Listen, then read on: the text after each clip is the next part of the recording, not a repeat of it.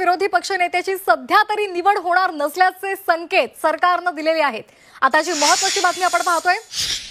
आजचा अधिवेशनाचा शेवटचा दिवस आहे, मात्र विरोधी पक्षनेत्याची सध्या तरी निवड होणार नसल्याचे संकेत सरकारनं दिलेले आहेत। सरकारकडून तसे संकेत मिळत आहेत। विरोधकांकडून बाजूच्या खुर्चीचं काय असा प्रश्न विरोधकांनी विचारलेला होता।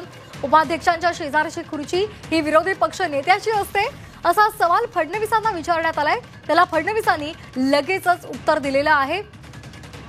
बाजूची खुर्ची काही काळ रिकामी राहू द्या, बाजूच्या खुर्चीचा निर्णय ज्या दिवशी अध्यक्ष निर्णय घेतील तो निर्णय आम्हाला मान्य असेल असं फडणवीसांनी म्हटलेलं आहे। विरोधी पक्ष नेते पदाची नेमणूक लगेच होणार नसल्याचे त्यामुळे संकेत मुख्यमंत्र्यांनी दिलेले आहेत।